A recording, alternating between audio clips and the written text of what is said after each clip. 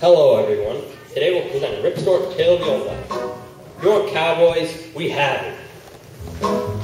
You want to boo the villains? We have half of them too. You want to cheer our hero? No problem. We also have a beautiful heroine too. Our town's name is Low Humidity Chasm. Hey, what do you want? We got sick and tired of dry gulch. Anyway, the town setup is mighty simple. On the right side of the town is a saloon and hotel. The bar of the saloon also doubles as the hotel registration desk. This establishment is run by Bo Best. Of course, he thinks his hotel is best in the West.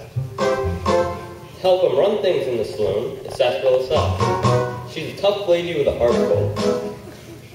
On this side of town is the bank. It also doubles as a telegraph office. Mr. Richard Coulthard owns and operates both of them. Every time someone tells a joke about Mr. Richard Coulthard, the other says, "Oh, that's rich." Now, to begin. Out west, times are wild and woolly. No place for a sissy, penny-waisted greenhorn here. These were times when men were men and women were scarcely around. That's bull!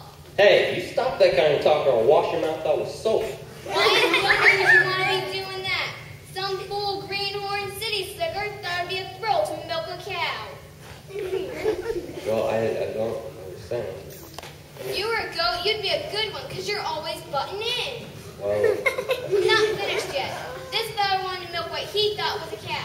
It turned out to be a Texas Longhorn bull, and I was just telling him what he was about to milk, if you don't mind. of course I don't mind, but we do have a plate around here. The audience is waiting. Audience? What audience? Where? Out there, look. Great horny toads! There's people out there, all over the place. Lots of them. Let's go tell the others that we're ready. Hey, everybody! Get ready, because we're ready. Yahoo!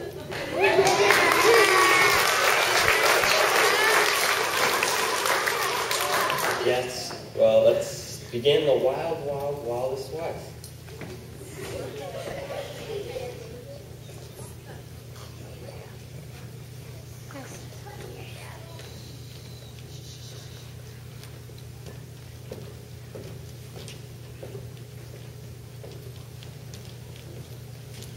Mr. Coulthard, I got your message yesterday. I came first thing this morning. The rent on our place isn't due for another month of Sundays yet. What's the rush? The bank out east, which authorized your loan, has changed policies. Your mortgage is due very soon. Why, I can hardly make the semi-yearly payments now. That can't be right. Wait a minute, Mom. Maybe we can make payments smaller. Just pay it more often. Widowcracker, that is a mighty sharp daughter you have there. Also a mighty pretty one to come out there.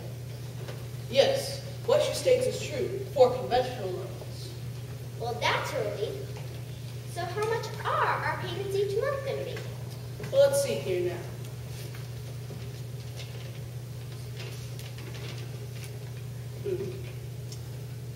I do not believe this to be a conventional loan agreement, but, here we are.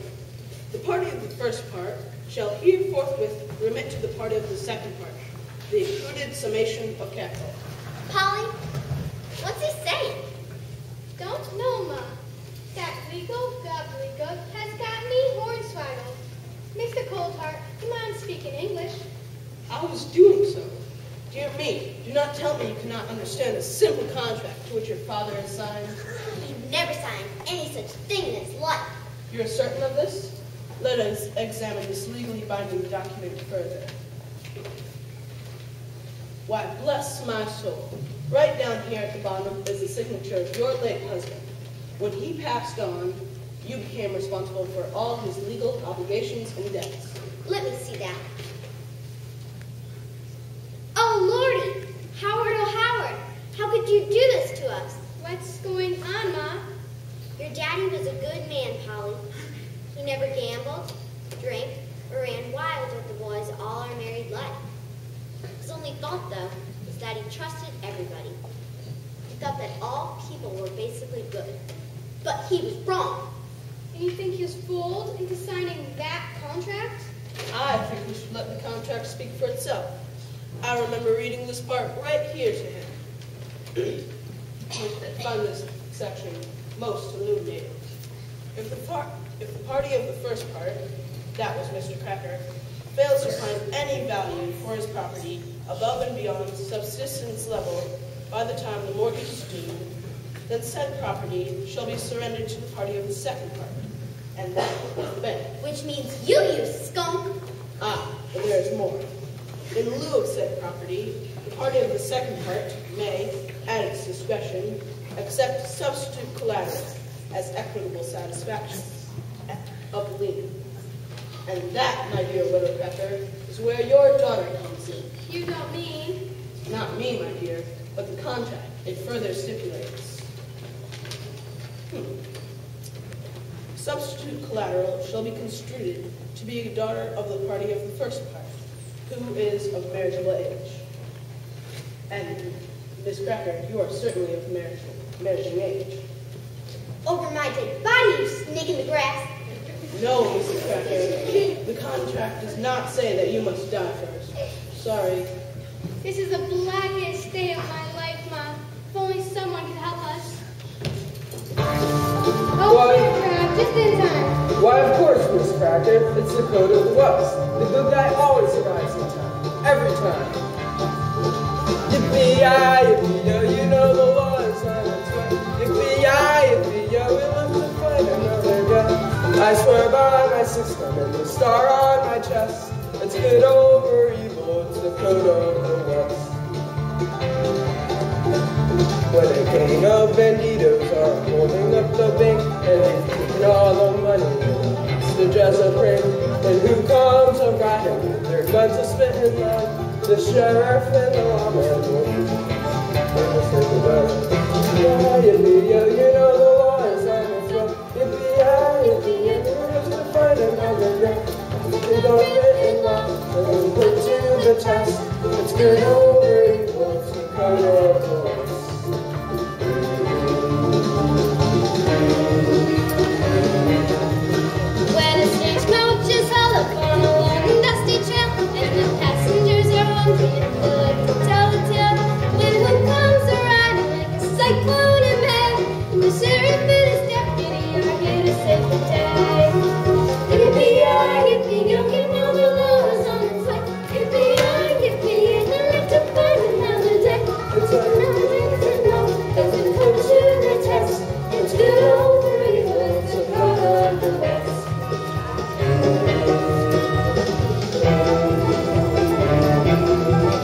When there's trouble down in tubes, you don't know if you can never leave. When the phone is Mr. Texas, come up in between. Always be loved with their guns all ablaze. So tell every outlaw they've seen their better days. Yippee-yi, yippee-yo, you know the law is on its way. Yippee-yi, yippee-yo, they'll let them fight another day. I swear by my system and the star on my chest. It's good over evil, It's the code of the West. Yippee-yi, yippee-yo, you know the law is on its way. Yippee-yi, yippee-yo, it's a fight another day. It's another law that's been put to the test. It's good over evil, it's the code of the West. it's good over evil. It's the code of the West.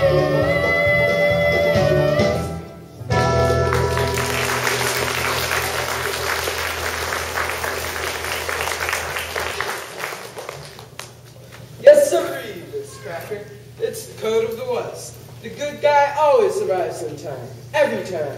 Sometimes even in the nick of time. Like the time I was shaving and nicked up my face real good. Old Deputy Dudley Durong looked a sight. Dudley, let me in, okay? Anyways, how may we be of a help to you, ladies? It's this rapscallious Scalloway. I want him arrested. Me? What's the charge? Yeah, little cracker. We can't be locking up anybody every time someone else gets their underwear into a bunch. Dudley, let me handle this. You can be a big help if you go to the door and watch things from there, okay? Okie dokie. Now, what's all this ruckus about? It's that post-contract cold hot chokey. Either I come up with the balance doing a homo, or I become his wife. I've never heard of such contract in all my born days. Richard, what are you up to now? Now, Sheriff, don't get all in the lather over what is legal and silent. Here, see for yourself.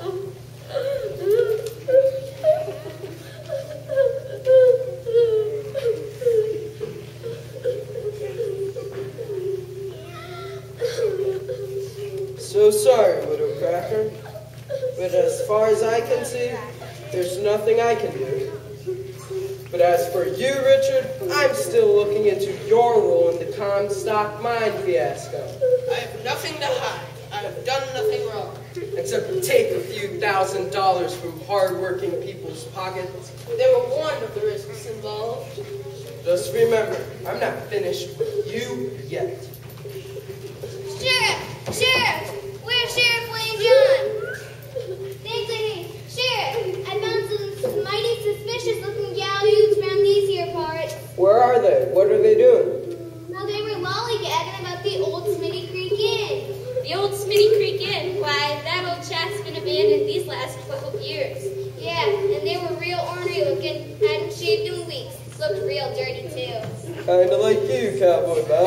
Yeah, kind of like me. Hey, now just wait a minute here. Yes, sirree, Bob. Cowboy Bob. He done got you that time. Thanks for the tip, partner. I'll check her out this afternoon. Deputy Dudley Durong will see you two ladies out safely. Bob, you come with me so we can figure this out.